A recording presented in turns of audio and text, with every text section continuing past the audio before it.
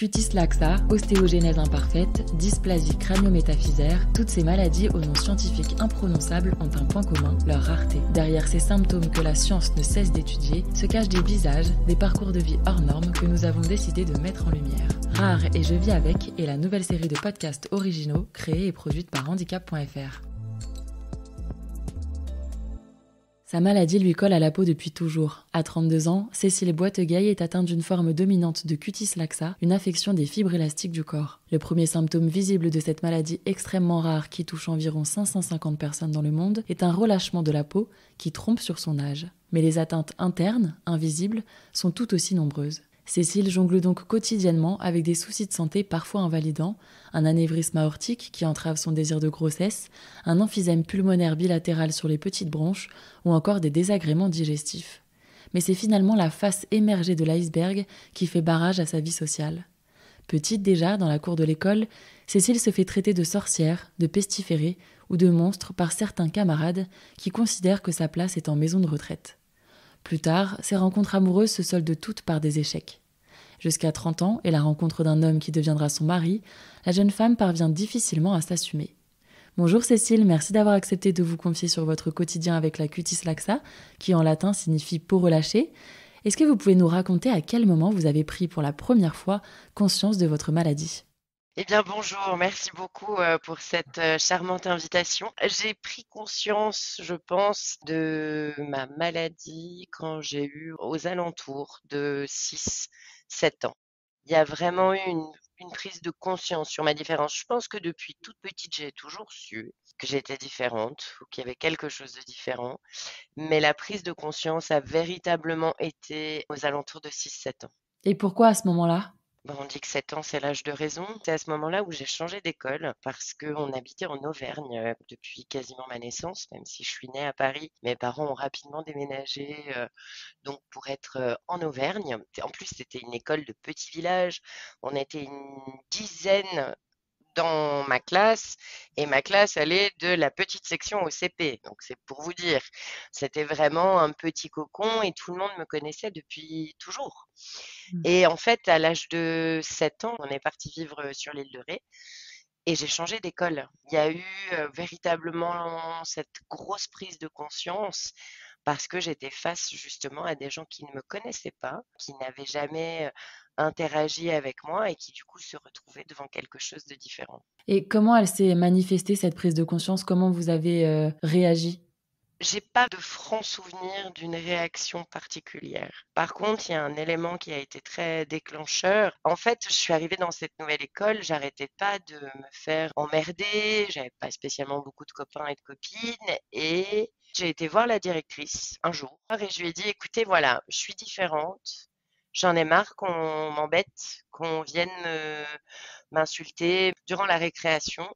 Est-ce que je peux faire le tour de toutes les classes et expliquer à tout le monde? On a organisé ça du coup dans l'après-midi. Ça s'est fait tout seul, naturellement, où effectivement, j'avais expliqué ça, je crois, à la récré du matin. Elle avait du coup organisé ça avec les maîtresses des différentes classes, parce que du coup, il y avait plusieurs classes, et j'ai fait le tour de tout le monde. Je me suis mis devant le tableau et j'ai expliqué à tout le monde. Et à partir de ce moment-là, l'attitude de beaucoup a changé parce que j'ai expliqué. Et au final, je crois que ça vient de là, le fait que j'ai besoin d'expliquer, de raconter. Pour être prise telle que je suis, pour être moi-même, il fallait que j'explique. Mais après, j'ai commencé à avoir des copains, des copines. J'avais même un grand de CM2, David, qui est toujours resté un très très bon ami depuis, qui s'était fait un peu de moi mon protecteur. Et fallait pas qu'on vienne m'emmerder parce que sinon j'avais David derrière moi. Ça veut dire que vous aviez déjà un diagnostic à ce moment-là? Oui, mon diagnostic, il a été posé quand j'avais 2 ans. En fait, qu'est-ce qui a conduit vos parents à consulter? Mon père, depuis ma naissance, a toujours dit à ma mère, écoute, il y a un truc qui va pas avec Cécile, il y a un truc avec sa peau. Ma mère, aujourd'hui, elle pense qu'elle était dans le déni à cette époque-là, mais elle répétait tout le temps à mon père, mais non, t'inquiète pas, c'est un bébé, elle va se remplir. etc., etc. Et mon père insistait, insistait, insistait, insistait. Et c'était Noël 92, donc j'avais tout juste 2 ans. Donc on habitait déjà en Auvergne, mais on était en vacances de Noël chez mes grands-parents en région parisienne. Et ma mère a décidé d'aller à l'hôpital Robert Debré, l'hôpital où je suis née. Il n'y avait pas de service de dermatologie, du coup elle a été renvoyée vers Saint-Louis. Et c'est là où en fait une jeune interne, quand elle m'a vue, a priori halluciné. Et heureusement, on est tombé au bon endroit parce que du coup, l'interne a tout de suite été chercher le professeur donc en charge du service et elle a posé le diagnostic tout de suite. Elle connaissait la maladie. Elle connaissait la maladie dans les registres médicaux en fait, des cas dans l'histoire. Et Mais c'est pour d'elle-même, elle ça. n'avait jamais vu Non, non, D'accord. non, pas du tout. J'étais vraiment la seule qu'elle voyait. Est-ce que c'était un soulagement pour vos parents ou plutôt un coup de massue?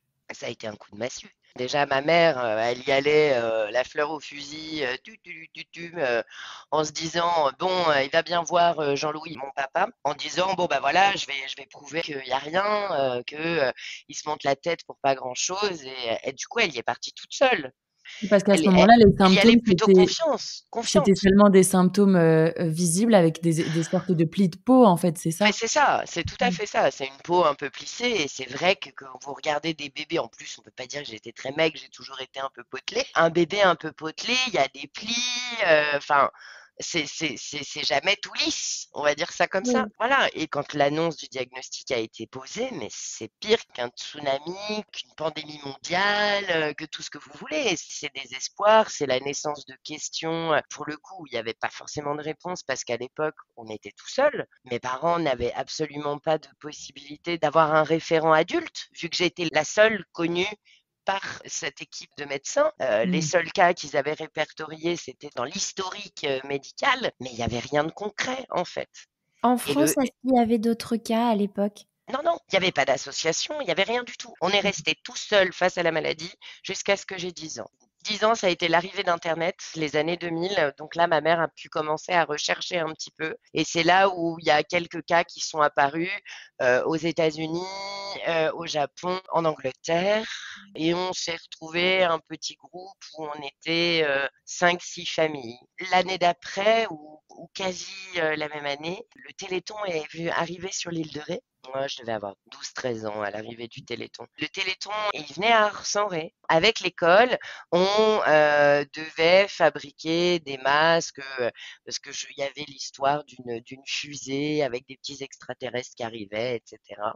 Et à un moment donné, toujours brute de décoffrage, j'ai regardé une des personnes organisatrices et puis je lui dis mais oh, enfin moi je peux parler, j'ai des choses à dire.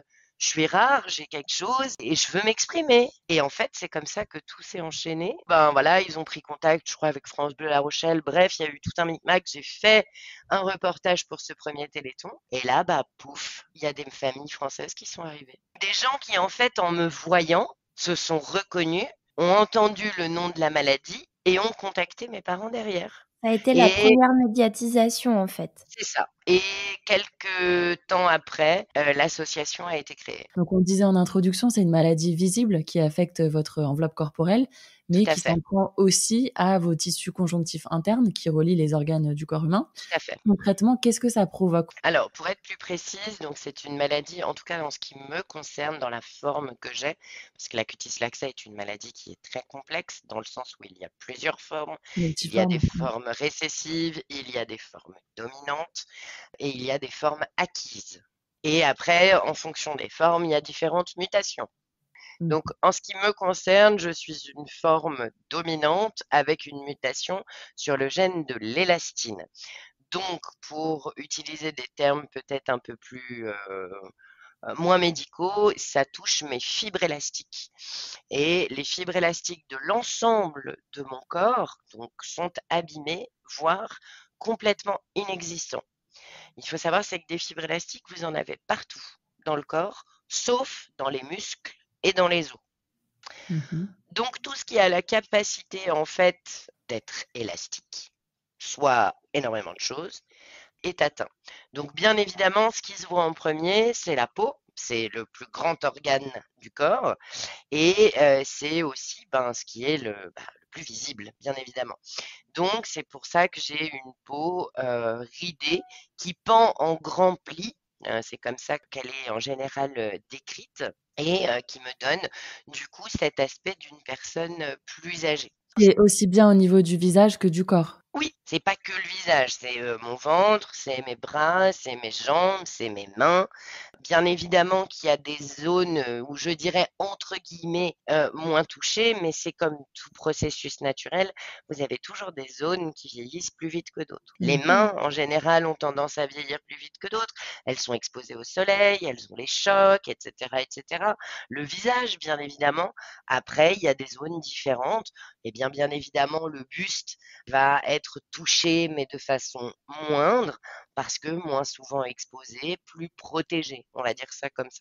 Est-ce que ça veut dire que le relâchement de la peau, ça implique, une gêne, physique au Pas du quotidien, tout, au niveau de vos mouvements pas du ou au tout, niveau des frictions peut-être, avec les vêtements? pas du tout. Si, alors il peut y avoir une petite anecdote. Ma sœur un jour m'a épilé les dessous de bras avec son épilateur électrique. La peau s'est coincée dans l'épilateur. Au collège, dès que je mettais des débardeurs, on m'appelait 400 parce que j'ai la peau au niveau des aisselles qui va déborder du soutien-gorge et qui va être assez imposante en fait. Et Mmh. c'est vrai Mmh. que la peau ici est chez moi beaucoup plus lâche et si je tends pas ou si je tiens pas ma peau, mais de façon assez tonique, ben ma peau se prend vraiment dedans.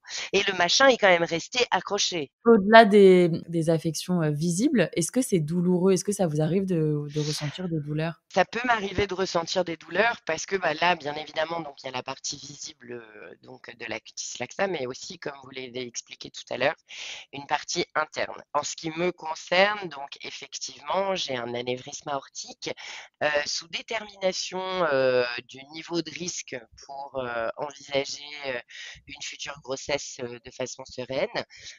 J'ai un estomac diverticulé, donc qui me vaut des soucis de digestion de plus en plus fréquents au quotidien. Alors, on pourrait apparenter ça à le syndrome du côlon irritable, mais je pense de plus en plus que ces douleurs sont fortement liées à la cutis laxa parce que j'ai des soucis digestifs, des remontées gastriques, mais qui sont pas invivables. Alors, c'est sûr, c'est embêtant au quotidien, mais c'est pas invivable.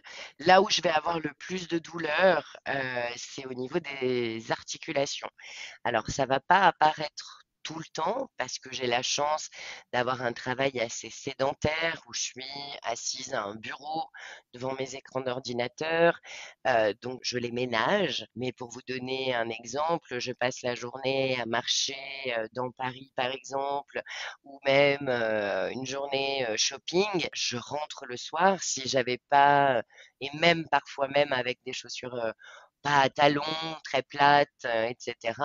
J'ai les chevilles qui ont gonflé et j'ai mal. Et Et parce que quel traitement, vous prenez justement pour soulager, ces douleurs? rien, Rien du tout? paracétamol, ibuprofène. Mmh. Il y a pas de traitement spécifique, pour le Non, cutis laxa? là où il pour bah non, la maladie, enfin c'est une maladie génétique rare et Mmh. orpheline. Donc rare veut dire qu'il y a moins de 1000 cas et orpheline veut dire qu'il n'y a pas de traitement. Les seules choses qui peuvent être traitées, ce sont les symptômes associés. Donc, me concernant, bah, j'ai un emphysème pulmonaire au niveau des poumons. Je tends à changer mon fusil d'épaule vis-à-vis de ma maladie depuis mon mariage et depuis nos projets de famille avec mon mari. Jusqu'à il y a peu, mon objectif c'était de vivre, de pas me poser de questions. Et voilà, j'ai fumé pendant très longtemps, donc ce qui n'a aussi pas arrangé tout ça, mais dans ma tête, j'étais tellement persuadée qu'il y avait des rêves qui pour moi seraient complètement inaccessibles que je m'étais dit mais je vais pas me freiner et je vais vivre et tant pis si je brûle la mèche par les deux bouts.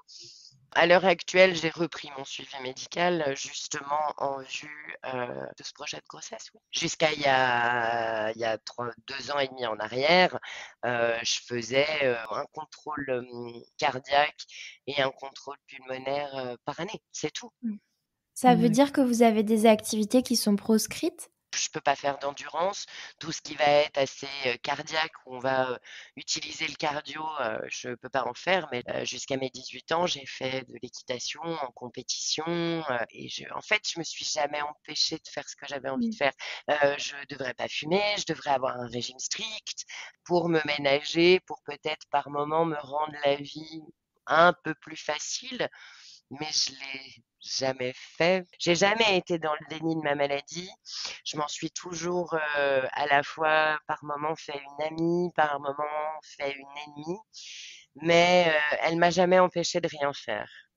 Mmh. C'est toujours ce qui a été un peu ma signature, un peu mon leitmotiv aussi. Et Mmh. je l'ai envoyé se faire foutre pendant 30 ans. Oui, j'en ai parlé, oui, j'ai communiqué à ce sujet, je l'ai fait connaître, mais pas que pour moi, mais aussi pour ces 550 personnes qui sont là aujourd'hui, euh, grâce à ce que ma mère fait, grâce au fait d'en parler, en fait, d'expliquer ce que c'est. Parce que plus on explique, plus on en parle, plus ça va rendre les gens curieux et plus les gens vont se poser des questions et ça permet de faire avancer les choses. Mais moi, je l'ai toujours envoyé se faire foutre. Ah, vous avez décidé qu'elle prendrait pas le dessus, en Non. fait. Mmh. Et puis surtout que je ne vivrais pas par rapport à elle. Mmh. Ouais. Sauf que là, ben, il y a un moment donné, ça me rattrape et que, Et alors, j'ai pas de regrets parce que la vie est ainsi et les choses ont été faites. Mais aujourd'hui, il n'y a pas le choix qu'elle prenne plus de place. est-ce que vous diriez qu'elle vous a quand même gâché des moments d'enfance et d'adolescence, notamment vis-à-vis du regard des autres? Je dirais pas gâché. Je dirais que elle m'a fait chier. Je dirais qu'elle m'a rendu profondément triste, profondément en colère. C'est plus ça. Et puis, je me suis jamais trop apitoyée sur mon sort non plus, parce que ça aurait été lui donner trop de place. À un moment donné, on se dit juste, bah ok, elle est là, elle me met parfois des bâtons dans les roues. Alors je dirais pas qu'elle m'a gâché des trucs, mais elle m'a mis des bâtons dans les roues. Je crois que c'est ça le terme. Oui, Quand parce qu'on le disait tout à l'heure, à l'adolescence, ça a été une période assez, compliquée Mais pour ça a été vous. trash. Ça a été mais Quelle moquerie et quelle discrimination vous avez subies exactement? Est-ce que vous avez des exemples à donner et comment vous l'avez vécu? la discrimination, j'en ai même encore à l'heure actuelle, de toute Mmh. façon. Moi, j'appellerais ça le délit de sale gueule. Alors, les moqueries que j'ai pu avoir quand j'étais plus petite, bah, c'est des moqueries d'enfants. C'est des moqueries d'enfants. C'est avec la gueule que t'as, tu pourrais même pas être une pute. Achète-toi un fer à lisser, tu vas peut-être pouvoir te lisser la gueule. De toute façon, avec la tête que t'as, non, tu rencontreras jamais l'amour. Va dans une maison de retraite, t'auras peut-être une chance. C'est douloureux dans le sens où quand on est enfant, adolescent, c'est le moment où on se construit pour toute une vie. Mmh, C'est le exactement. moment où on arrive à définir sa place dans la société. Mmh. Déjà rien qu'une adolescente complètement normale, lambda, qui n'a rien, pas de maladie génétique, c'est déjà Mmh. galère, c'est trash, on se Mmh. crée, on essaye de créer des liens, on se crée une identité, on essaye de trouver sa place dans la société, dans le monde, au lycée, dans notre famille. On a besoin d'être avec des personnes qui nous ressemblent. Est-ce que vous diriez qu'être adolescente avec, la cutis laxa aujourd'hui, ce serait «plus simple» entre guillemets? Pas du tout. Mmh. Je pense qu'il pourrait y avoir un côté plus difficile et un côté moins difficile. Aujourd'hui, il y a beaucoup plus de mouvements où il y a peut-être dans certains cas un peu plus de tolérance. Ils ont une facilité de pouvoir aller se renseigner, de pouvoir aller trouver l'information. Par contre, à l'heure actuelle, on est dans un diktat permanent. Je le vois avec tout ce qui peut passer sur les réseaux sociaux. Ah, bah, pour avoir les tutos make-up, il y a un diktat de la beauté. Mais Ouais. vous, C'est-à-dire, concrètement, sur le coup, en fait, quand on vous insultait, comment vous réagissiez? soit je m'énervais, soit je disais rien. J'ai pas souvenir de m'être battue. J'ai pas souvenir de m'être profondément mise en colère. J'ai toujours essayé d'expliquer les choses, Oui, de choisir le côté pédagogique plutôt que voilà, la violence. tout à fait. Et au final, à un moment donné, si des gens comprennent pas, bah, t'es con et reste là où Mmh. t'es, quoi. Et quel impact ça a eu tout ça sur votre santé mentale et sur votre vie sentimentale? Est-ce que vous avez traversé des épisodes de dépressifs? Est-ce que vous avez eu des idées noires? Enfin, J'ai eu des épisodes assez dépressifs. Les idées noires, en fait, je les ai eues quand mon père est décédé.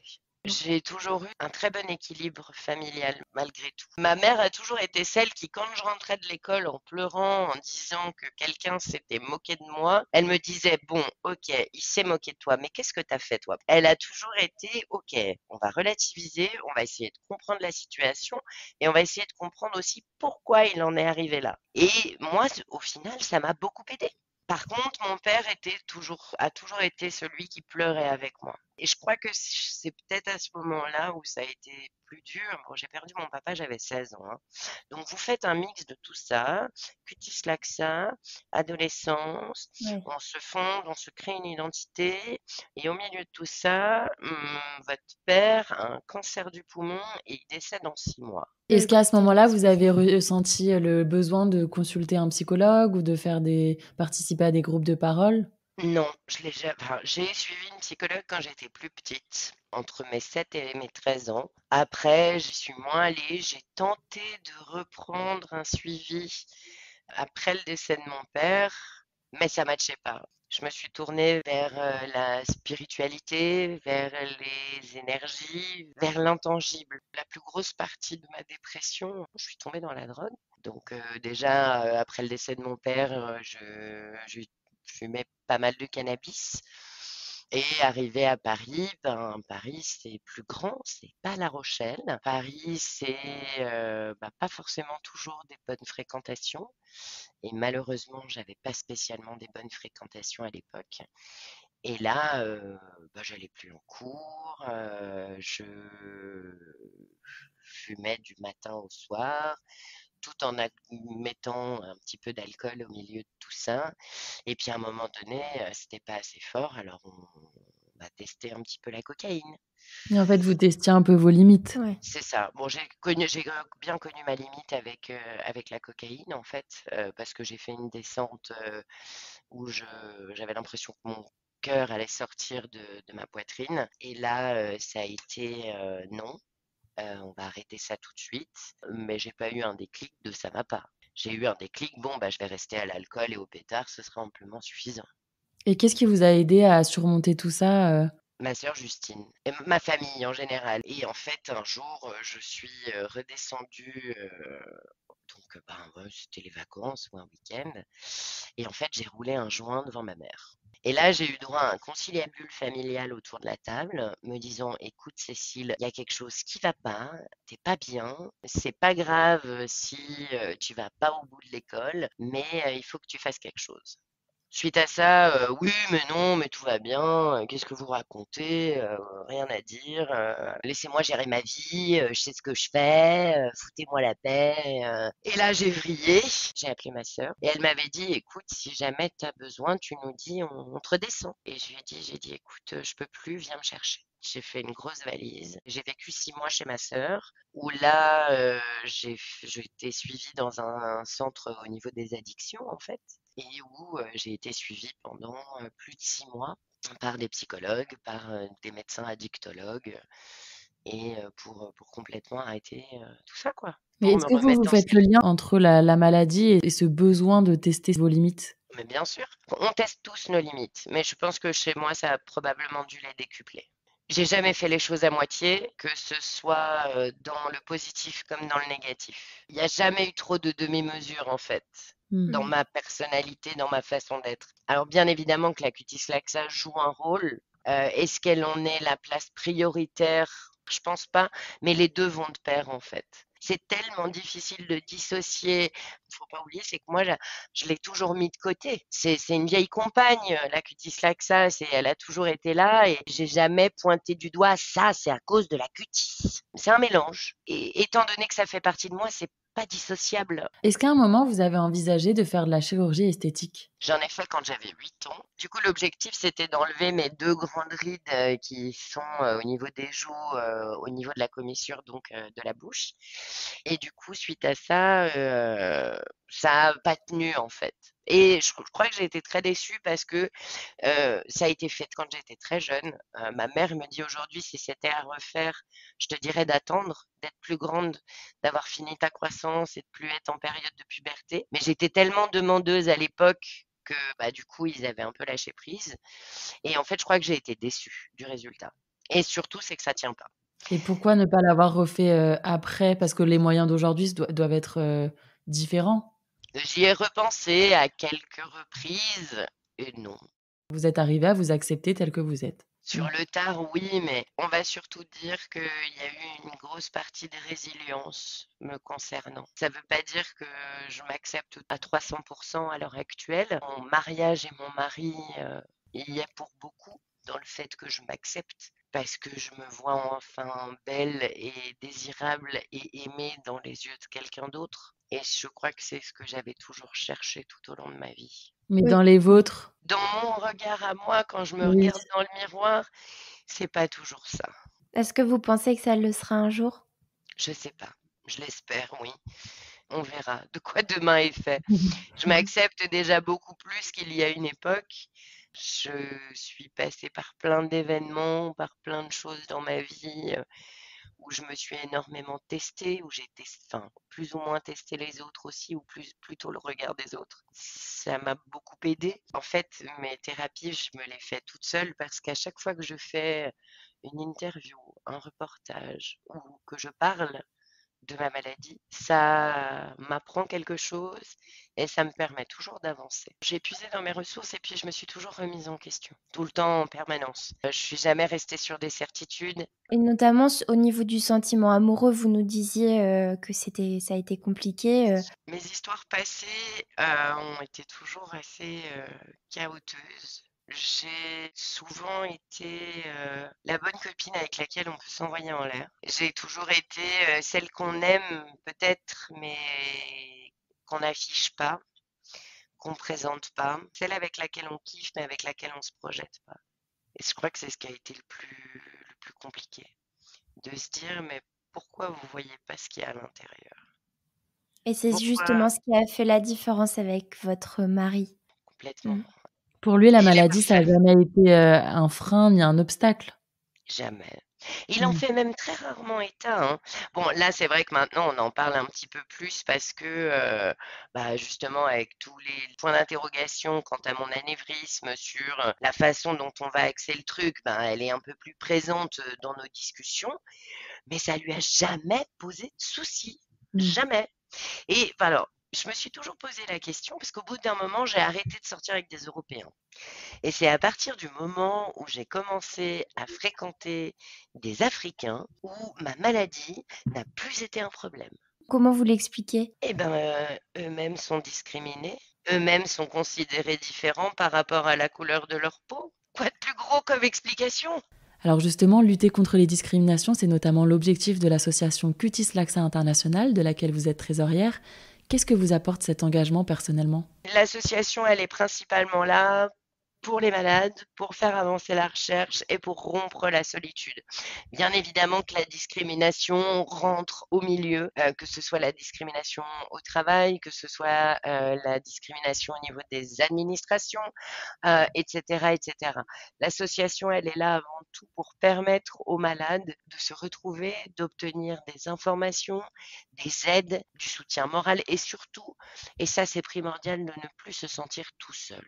Et vous, personnellement, qu'est-ce que ça vous apporte cet engagement? Moi, ça m'a beaucoup apporté dernièrement, dans le sens où je sais auprès de qui faire référence si j'ai des questions particulières. Je vais vous donner un exemple après tous mes examens, là où les spécialistes en Belgique m'ont annoncé qu'il faudrait probablement passer par la case opération avant même d'envisager une grossesse. La seule personne avec laquelle j'avais envie de discuter de ça, c'est d'une personne qui pourrait comprendre. Moi qui n'ai jamais été trop proche des malades ayant ma maladie génétique, parce que ça a parfois été un peu difficile, douloureux et compliqué, un peu comme l'impression d'avoir un miroir en permanence. Eh bien, quand j'ai reçu cette nouvelle-là, alors que je n'ai pourtant jamais été très proche d'elle, alors même qu'on a pu avoir des différends sur la façon dont on vivait avec notre même maladie,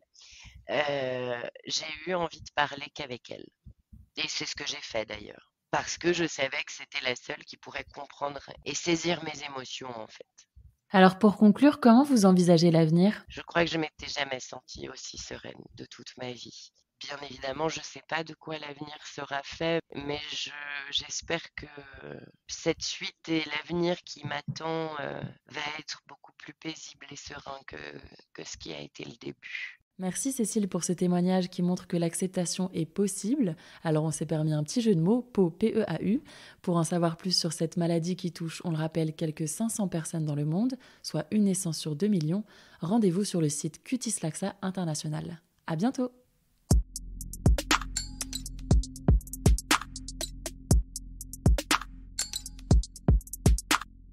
Vous écoutiez un épisode de la série Rare et je vis avec, un podcast sur les maladies rares produit et réalisé par handicap.fr. Pour retrouver tous les autres épisodes, rendez-vous sur le site handicap.fr rubrique podcast ou sur toutes les plateformes d'écoute.